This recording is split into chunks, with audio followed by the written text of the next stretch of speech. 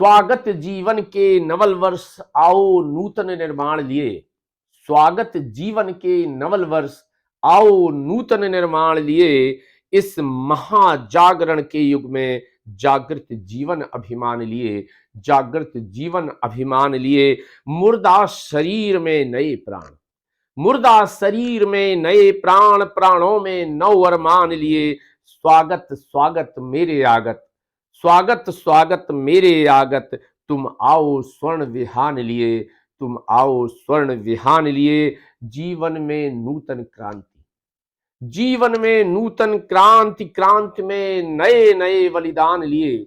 जीवन में नूतन क्रांति, क्रांति में नए नए अरमान लिए। स्वागत स्वागत मेरे आगत, स्वागत स्वागत हे नवल वर्ष। आओ तुम स्वर्ण विहान लिए, आओ तुम स्वर्ण विहान लिए। मित्रों, आज हम बात कर रहे हैं कुछ ही दिनों के बाद आने वाले उस नव वर्ष के बारे में, जिस पर हम बहुत तरह से जिसका हम स्वागत करते हैं और जिस पर हम नए नए संकल्प लेते हैं, नए नए रिजोल्यूशंस लेते हैं। जी हाँ मित्रों, तो आज हम बात नव वर्ष के आने से पहले कर रहे हैं। नव वर्ष के आने से पहले बात इसलिए कर रहे हैं कि हम चर्चा कर लें कि इस बार हम कौन से रिजोल्यूशंस लेने वाले हैं। हम चर्चा कर लें कि इस बार हम कौन से संकल्प लेने वाले हैं।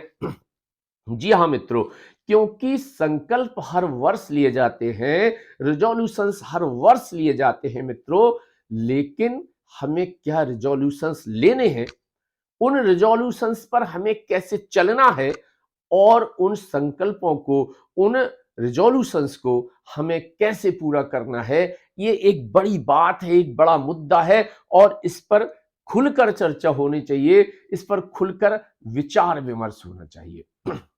जी हाँ, मैंने थोड़ा सा अध्ययन किया, मैंने चीजों को थोड़ा सा समझा और बहुत सारा पढ़ा। तो पढ़ने के बाद मित्रों ये चीज आई है कि जो सबसे पहले रिजोल्यूशंस लिया जाना चाहिए, जी हाँ, सबसे पहले जो रिजोल्यूशंस या सबसे पहले जो संकल्प लिया जाना चाहिए मित्रों, वो क्या होना चाहिए? आपने कभी सोचा है, आपने कभी सोचा है कि आपका सबसे महत्वपूर्ण और सबसे पहला रिजोल्यूशन, सबसे पहला संकल्प क्या होना चाहिए? जी हां, अगर आपने सोचा है तो ठीक है, और अगर नहीं सोचा है तो मैं आपको बताना चाहता हूं कि हमारे नए वर्ष का संकल्प जो सबसे पहला और सबसे महत्वपूर्ण है, वो होना चाहिए टू बी फिट। जी हां, एक स्वस्थ शरीर। हिंदी में एक छोटी सी कुछ पंक्तियां हैं और वैसे भी ये कहा गया है कि अगर हमारा शरीर फिट है तो फिर हम एक अच्छी और खुशमय जिंदगी जी सकते हैं। जी हां, हिंदी में कहा गया है, पहला सुख निरोगी काया। जी हां, पहला सुख निरोगी काया, दूजा सुख है घर में माया। पहला सुख निरोगी काया, दूजा सुख हो घर में माया, तीजा सुख सुत आज्ञाकारी, चौथा सुख हो सुंदर नारी। तो ये बाद के तीनों सुख हटा देते हैं मित्रों और हम बात करते हैं पहला सुख निरोगी काया। जी हाँ, पहला सुख निरोगी काया कैसे? जी हाँ मित्रों, मैं आपको बताना चाहता हूं कि पहला सुख निरोगी काया इस प्रकार है कि अगर हम फिट रहेंगे, अगर हम स्वस्थ रहेंगे, तो सबसे पहली बात तो ये है कि हम जिंदगी में जो खुशियां हैं, जो सुख हैं, उनका आनंद उठा सकते हैं। अगर आदमी फिट नहीं है, अगर आदमी स्वस्थ नहीं है मित्रों, तो वह जिंदगी के सुख नहीं उठा सकता, वो खुश नहीं रह सकता। तो फिट कैसे रहेंगे?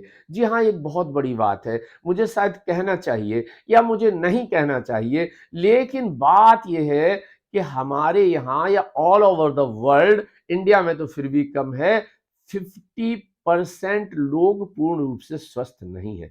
जी हाँ, मैं पूर्ण रूप से स्वस्थ की बात कर रहा हूं। मैक्सिमम ऑफ देम, उनमें से ज्यादातर ओवरवेट हैं, मोटापे का शिकार हैं, बेडौल का शिकार हैं, शरीर बेडौल हो रहा है।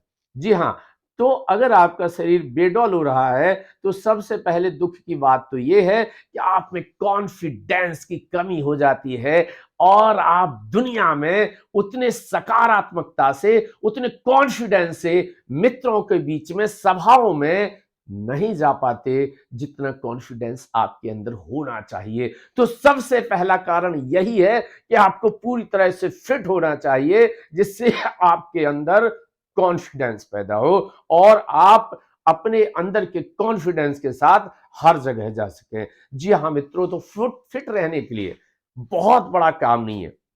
आप पैसा कमाने के लिए सारा दिन अपने को झोंक देते हैं, सारा दिन आप काम करते हैं आप, लेकिन क्या कभी आपने सोचा है कि जिसके लिए आप पैसा कमा रहे हैं, उस जिस शरीर से आप पैसा कमा रहे हैं, उस शरीर के लिए आपने कभी समय दिया? क्या आपने उस शरीर के लिए कभी 10 मिनट दिए? क्या आपने उस शरीर के लिए कभी आधा घंटा दिया? क्या आपने उस शरीर के लिए कभी 1 घंटा दिया है?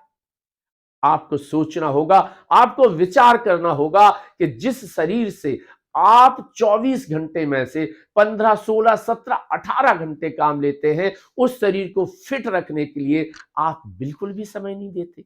ये कहां का न्याय है? ये कहां का न्याय है?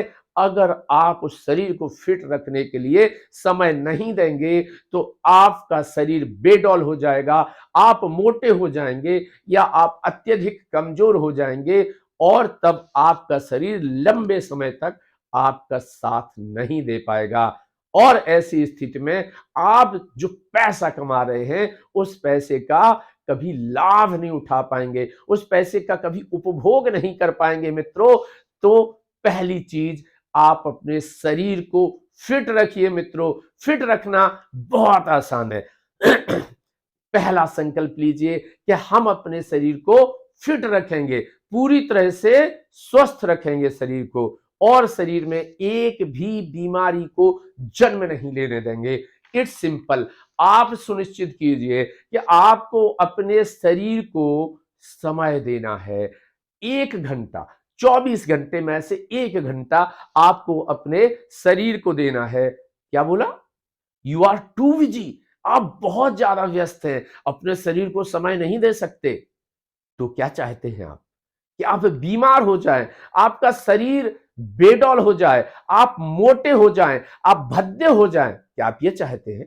अगर आप ऐसा चाहते हैं तो आप अपने शरीर को समय बिल्कुल भी मत दीजिएगा। इससे एक मशीन की तरह काम लीजिएगा, और मशीन के पुर्जे जब घिस जाएंगे तो ये मशीन के पुर्जे आपका साथ नहीं देंगे, और फिर आप जो पैसा कमा रहे हैं, आप जो शोहरत कमा रहे हैं, आप जो मेहनत कर रहे हैं, वो आपके किसी काम की नहीं रहेगी। तो मेरा मित्रों सुझाव है कि आप अपने शरीर को प्रतिदिन कम से कम 1 घंटा दीजिएगा। अगर आप इतना नहीं दे पाते मित्रों, तो कम से कम 30 मिनट जरूर दीजिएगा अपने शरीर को, और ये 30 मिनट आपके शरीर को स्वस्थ और सुडौल रखेंगे मित्रों। आपका शरीर अगर स्वस्थ होगा तो आपका मस्तिष्क भी स्वस्थ होगा, और फिर आप अच्छा सोचेंगे। आपकी काम करने की क्षमता, आपकी सोचने की क्षमता, आपके कमाने की क्षमता, आप काम करने की गति, ये सब बढ़ जाएगा। और जो आप ढीले पोले, ढुलढुल, मोटे, बेडौल शरीर से जितना काम ले पा रहे थे, उससे अधिक काम आप अपने चुस्त दुरुस्त और सुडौल शरीर से ले पाएंगे।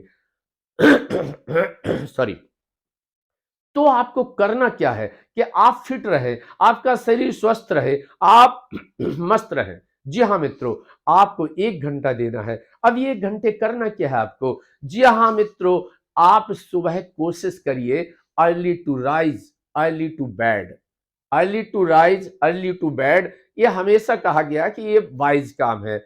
Early to bed early to rise make you healthy, wealthy and wise. Early to bed early to rise make you healthy, wealthy and wise.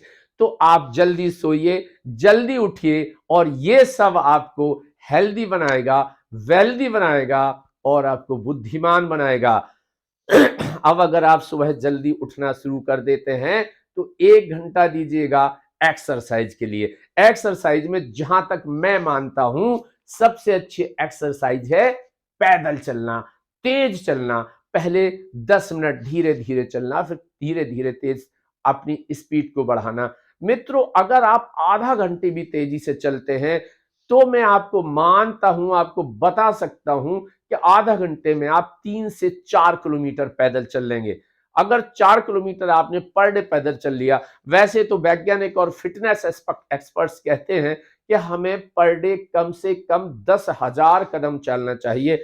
10,000 कदम का मतलब है लगभग 7 साढ़े 7 किलोमीटर। लेकिन अगर आप 4-5 किलोमीटर भी पर डे चल रहे हैं तो ये भी कम नहीं है। आप पैदल चलिए, पैदल चलने के बाद आप घर आइए, 5 से 10 मिनट आप योगा कीजिएगा, 10 मिनट प्राणायाम कीजिएगा और फिर ज्यादा नहीं तो कम से कम 5 मिनट आप ध्यान लगाइएगा, मेडिटेशन कीजिएगा।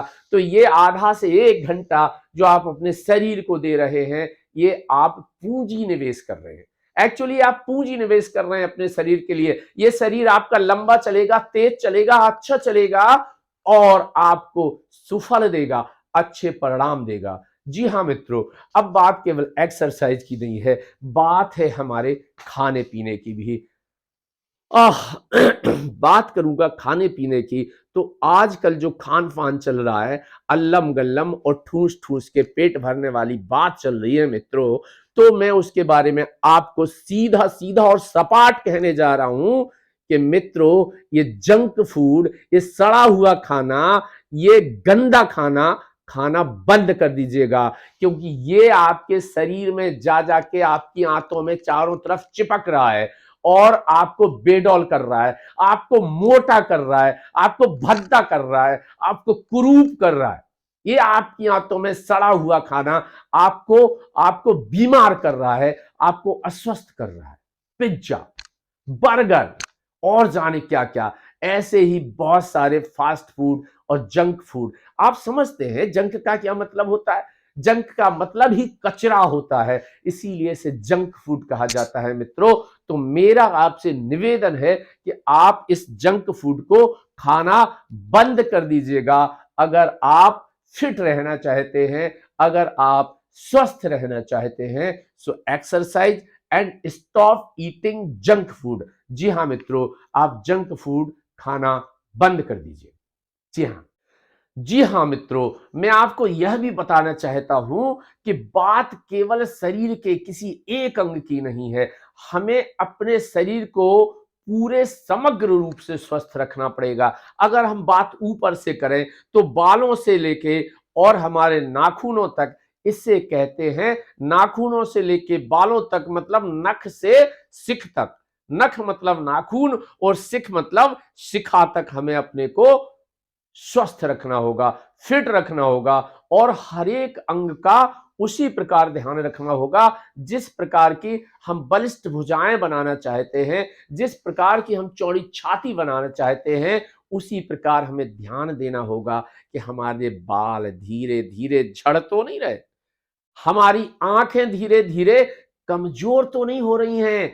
आंखों को क्या चाहिए? आंखों को विटामिन ए चाहिए, बालों को विटामिन ए चाहिए, आंखों को विटामिन सी चाहिए। हमारे दांत गंदे तो नहीं हो रहे हैं, हमारे दांत सड़ तो नहीं रहे हैं, क्या हम प्रॉपर ब्रश कर रहे हैं? बहुत छोटी सी बात है। जी हाँ मित्रों, ये तो बच्चों वाली बात हो गई, ब्रशिंग। अरे अब आप मुझे ब्रशिंग सिखाओगे, लेकिन मैं जानना चाहता हूं कि मेरे कितने साथी प्रॉपर ब्रशिंग करते हैं। मैं आपको ब्रशिंग सिखाऊंगा। अब ये वीडियो क्या मैं इसलिए बना रहा हूं कि अब मैं आपको ब्रश करना सिखाऊंगा, मंजन करना सिखाऊंगा, दांतों को साफ करना सिखाऊंगा। क्या क्या? हाँ, मैं सिखाऊंगा, मैं ऐसे ही सिखाऊंगा क्योंकि मैं जानता हूं कि आप ब्रश करना नहीं जानते। आप ये नहीं जानते कि कब कब ब्रश करना चाहिए और कैसे ब्रश करना चाहिए। ऐसे ऐसे ऐसा लगता है कि जैसे दांत नहीं, हम बर्तन साफ कर रहे हैं। जी हाँ, राइट, ऐसे भी कीजिए, लेकिन सबसे अच्छा तरीका है ऐसे ऐसे ऐसे ऐसे चलाना है जिससे आपके दांतों के अंदर फंसा हुआ जो अन्न कण है, जो खाने के टुकड़े हैं, वो आवश्यक रूप से निकल जाएं। क्या आप ऐसे ही करते हैं? जी हाँ, अगर आप ऐसे ही करते हैं तो बहुत ठीक है। लेकिन मैं आपको ये बताना चाहता हूं, आपसे ये पूछना चाहता हूं कि आप ब्रश किस समय करते हैं? सुबह या शाम? क्या कितने बजे करते हैं? सुबह या शाम? क्या बोला आपने? सुबह। सुबह। जी हाँ, अच्छा है आप सुबह ब्रश करते हैं। लेकिन मित्रों, मैं आपको ये बताना चाहता हूं कि सुबह ब्रश करना एक अच्छी आदत है। हमें बचपन में यही सिखाया गया। लेकिन जो ज्यादा जरूरी है ब्रश करना, वो रात में ब्रश करना ज्यादा जरूरी है। रात में ब्रश करना ज्यादा जरूरी है अपेक्षाकृत सुबह ब्रश करने के। अगर आप दोनों ब्रश कर सकते हैं, सुबह और शाम दोनों समय ब्रश कर सकते हैं, सो इट्स गुड, बहुत अच्छा है। लेकिन अगर आपको दोनों समय ब्रश करने की आदत नहीं है, तो मित्रों मैं आपको बताना चाहूंगा कि अगर आप एक समय ही ब्रश करना चाहते हैं, तो आप रात में खाना खाने के बाद, भोजन करने के बाद, व्यायाम करने के बाद ब्रश जरूर करें। दिन में तो मित्रों हम कुछ खाते हैं, पानी पीते हैं, दिन भर हमारी जीभ चलती रहती है, तो अन्न कण वहां स्थायी नहीं रह पाते। लेकिन रात में हम जो भोजन करते हैं मित्रों, वो चूंकि हमारी रात में जीभ भी नहीं चलती, हम बार बार पानी भी नहीं पीते, इसलिए अन्न कण जहां फंस गए पूरी रात वहीं फंसे रहते हैं। और तब रात में ब्रश ना करने के कारण हमारे दांतों में जो अन्न कण फंसे हैं वो सड़ते हैं, और सड़ने के कारण वहां जीवाणु पैदा होते हैं, और वो जीवाणु हमारे दांतों को खा जाते हैं। जी हाँ मित्रों, तो ये दांतों की साफ सफाई रखिएगा, आप बालों की देखरेख करिएगा, आप आंखों का देख रेख करिएगा, इन्हें क्या चाहिए, इन्हें प्रॉपर साफ करिएगा। इन्हें रोज सुबह आंखों में कम से कम 50-50 छींटे जरूर मारिएगा। आपकी आंखें हमेशा स्वस्थ रहेंगी। बात अभी एक ही टॉपिक पे चल रही मित्रों, क्या हमें एक ही रिजोल्यूशन लेना है? क्या हमें केवल अपने शरीर को स्वस्थ रखना है? क्या हमें केवल अपने शरीर को फिट रखने का रिजोल्यूशन लेना है? नहीं मित्रों, रिजोल्यूशंस और भी लेने हैं, लेकिन ये सबसे महत्वपूर्ण रिजोल्यूशन था, इसलिए आपको थोड़ा ब्रीफ में बताना जरूरी था। अगर आप स्वस्थ रहेंगे, अगर आप तंदुरुस्त रहेंगे, तो आप बकाया के जो रेजोल्यूशंस हैं, बकाया के जो संकल्प हैं, उन्हें बहुत आसानी से प्राप्त कर लेंगे। इसलिए जो फर्स्ट और फॉरमोस्ट सबसे पहला और सबसे महत्वपूर्ण रेजोल्यूशन आपका होना चाहिए नए वर्ष के लिए, वो है पहला, सुख निरोगी काया, टू बी फिट, स्वस्थ शरीर। जी हाँ, तो अब मैं बात करता हूं एक और रिजोल्यूशन कि अगर पहला हम टू बी फिट रख लें, स्वस्थ शरीर हमारा पहला रिजोल्यूशन हो गया, दूसरा रिजोल्यूशन हो गया, दूसरा संकल्प हो गया कि हम जंक फूड नहीं खाएंगे, तो अब हम अपने तीसरे रेजोल्यूशन की बात करते हैं। अब हम बात करेंगे व्रत की, उपवास की। जी हाँ, भारतीय संस्कृति और सभ्यता में मित्रों व्रत और उपवास लंबे समय से किए जाते रहे हैं, और इन व्रत और उपवासों की महत्ता बढ़े, लोग इन्हें पूरा कंसंट्रेशन से करें, इसलिए इन्हें धर्मों से जोड़ा गया है। कभी एकादशी का व्रत, कभी जन्माष्टमी का व्रत, कभी प्रदोष व्रत, कभी बृहस्पतिवार, शुक्रवार, सोमवार, मंगलवार का व्रत। अभी हम खाने के व्रत की बात कर रहे हैं कि उपवास भी कहते हैं, जैसे उस दिन मुझे खाना नहीं खाना है। आप दिन भर काम करते हैं, थक जाते हैं, आके आप बिस्तर या सोफे पे लेट जाते हैं, लेकिन आपने कभी ये सोचा है कि आप लगातार ठूंसते रहते हैं, आप लगातार खाने को अपने शरीर के अंदर ठूसते रहते हैं। जी हाँ, जब जो मिल गया, अगर गोलगप्पे मिल गए, चलो 4 डाल लो, अगर आलू की टिक्की मिल गई, 4 डाल लो, आलू के पराठे मिल गए, वो भी 2 डाल लो, कहीं पूरी सब्जी मिल गई, वो भी डाल लो, थोड़ा सा मिठाई मिल गई, वो तो खाना जरूरी है भाई, बिना उसके कैसे चलेगा, वो भी डाल ली। ठीक है, खाते रहिए, लेकिन आप कभी अपने पेट को, अपनी आंतों को, अपने पाचन तंत्र को क्या आराम देते हैं? अरे जब आप आराम ले रहे हैं तो आप अपने पाचन तंत्र को आराम क्यों नहीं दे रहे हैं मित्रों? आप अपने पाचन तंत्र को आराम दीजिए मित्रों। अगर आप अपने पाचन तंत्र को थोड़ा सा आराम देंगे तो जिस तरह आप चारपाई पे रात भर सोने के बाद रिफ्रेश हो जाते हैं और बहुत बहुत ही क्षमता से दोबारा काम करने लगते हैं, उसी तरह यदि हफ्ते में एक दिन आपने अपनी आंतों को, अपने पाचन तंत्र को, अपने पेट को आराम दे दिया तो आपकी जो सिस्टम है, पाचन तंत्र है, वो बहुत ही अच्छा हो जाएगा मित्रों। तो ये भी आपको स्वस्थ रहने में बहुत ही योगदान देगा। तो एक दिन उपवास करने का सोचिएगा। अगर आप उपवास रख रहे हैं तो मेरा मेरा आपको एक सुझाव है कि उपवास में पकवान बनवा के मत खाइएगा। अगर आप वास्तव में व्रत करना चाहते हैं, वास्तव में उपवास करना चाहते हैं, वास्तव में स्वस्थ रहना चाहते हैं, तो जिस दिन आप व्रत कर रहे हैं उस दिन केवल फल खाइए और उतने फल खाइए कि आप जो है आपका पेट ठसाठस ना भर जाए। जी हाँ मित्रों, ये बात तो हो गई उपवास की, जिसे व्रत भी कहते हैं। लेकिन मित्रों अब हम आपको एक संकल्प और बताना, एक रिजोल्यूशन और बताना चाहते हैं। जी हां, जिससे हम आजकल दिन रात चिपके रहते हैं। जी हां, समझ गए ना मैं किसकी बात कर रहा हूं? आप दिन भर किससे चिपके रहते हैं? जी नहीं, उसकी बात नहीं कर रहा हूं। मैं बात कर रहा हूं इसकी। जी हां, इसकी। ये आप समझ रहे हैं, इसकी बात कर रहा हूं। जी हां, आप दिन भर जिसे लपेटे घूमते रहते हैं, जिसे अपने हाथ में लिए घूमते रहते हैं और जिसने आपकी दिन का चैन और रातों की नींद उड़ा दी है, मैं सोचता हूं, मैं ये मानता हूं कि हमें उससे भी एक दिन का उपवास, एक दिन का व्रत ले लेना चाहिए और एक दिन, पूरे दिन हमें नेट से दूरी बना लेनी चाहिए। एक पूरे दिन न तो हमें मोबाइल छूना चाहिए, ना हमें नेट पे, कंप्यूटर पे कहीं भी बैठना चाहिए। हाँ, इसने हमारे सोचने की क्षमता को कुंद कर दिया। इस मोबाइल में इतना कचरा भरा है जितना जंक फूड से हमारे शरीर में नहीं भरा है। तो मित्रों, अगर आप अपने मस्तिष्क को सही रखना चाहते हैं, आप चाहते हैं कि आपका मस्तिष्क तेजी से काम करता रहे, तो एक दिन तो इस मोबाइल से आप पूरी तरह व्रत कर लीजिएगा कि एक दिन, इट मे बी संडे, ये संडे हो सकता है कि संडे को पूरे दिन हम जो है मोबाइल को, नेट को, कंप्यूटर को, लैपटॉप को हाथ नहीं लगाएंगे। दूसरा, ये भी फिक्स करना पड़ेगा आपको कि दूसरे दिन भी, बकाए के 6 दिन भी हमें मोबाइल या लैपटॉप या कंप्यूटर पे सीमित समय बैठना होगा। आजकल होता यह है कि कहीं कुछ नहीं है तो मोबाइल चल रहा है, लोगों के बीच में बैठे हैं तो मोबाइल चल रहा है।